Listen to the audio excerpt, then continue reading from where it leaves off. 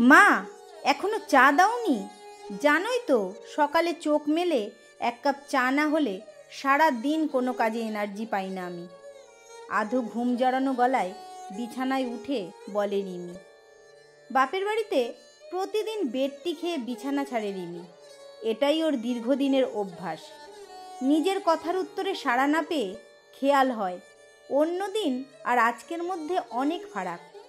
ও এখন নিজের বাড়ি ছেড়ে নতুন এক পরিবারের সদস্য, তাই ব্যাপারটা একটু অন্যরকম।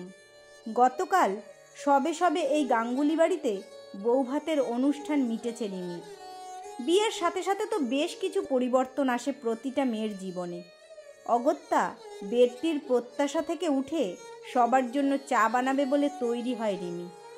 ওর বর ইমন তখনও অঘোরে ঘুমাচ্ছে। আগোছালোভাবে শাড়ির আঁচলটা কোমরে জড়িয়ে দরজাটা খুলতে গিয়েই রিমি দেখে ইমনের মা আসছেন চা নিয়ে।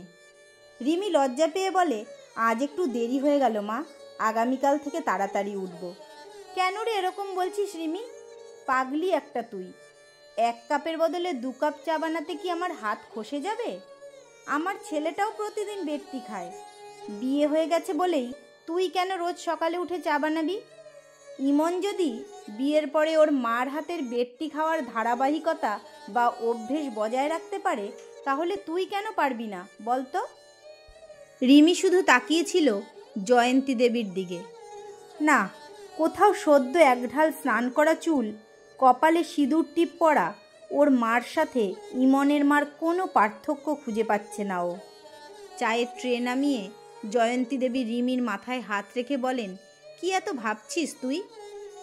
দেখ রিমি, তোর মতো আমিও একদিন শ্বশুরবাড়িতে চৌকাঠে পা রেখেছিলাম, তাই জানি সবাই বলে মেয়েদের শ্বশুরবাড়িতে সব কিছু মানিয়ে নিতে, কিন্তু তারা এটা বোঝে না মেয়েরা সব ছেড়ে বিয়ের পর একটা নতুন জায়গায় এসেছে। তাই একতরফা সেই মেয়েটির পক্ষ থেকে নয়, শ্বশুরবাড়ির সবাইকেও তার সাথে মানিয়ে চলতে হবে, তবেই না একটা সুস্থ পরিবার গড়ে উঠবে। বুঝলি রিমি, এতদিন শুধু ইমনের জন্য বেডটি বানাতাম, এবার তোরা দুজন মিলে খাবি। দেখ আমার হাতের বানানো চা কেমন লাগে তোর। রিমির চোখের কোণটা ভিজে ওঠে অজান্তে। বিয়ের আগে নানাজনের কাছ থেকে শোনা শাশুড়ি শব্দটার সাথে জয়ন্তী দেবীর কোনো মিল খুঁজে পায় না ও। তার থেকেও ওনার হাতের স্পর্শে নিজের মার মতোই স্নেহের ছোঁয়া পায় ও। মনে মনে রিমি ভাবে, এই পৃথিবীতে সব শাশুড়ি বোধহয় খারাপ হয় না। সংসারে এমন কিছু ভালো মানুষ এখনও বেঁচে আছেন, যারা প্রচলিত শাশুড়ি বৌমা দরজাল ধ্যান ধারণার বাইরে গিয়ে ভালোবাসা দিয়ে পরকে আপন করে নিতে পারেন সহজেই। সকালের নরম আলোয় গরম ধুমায়িত চায়ের আমেজের সাথে জমে ওঠে নববিবাহিত স্বামী স্ত্রীর খুনসুটি।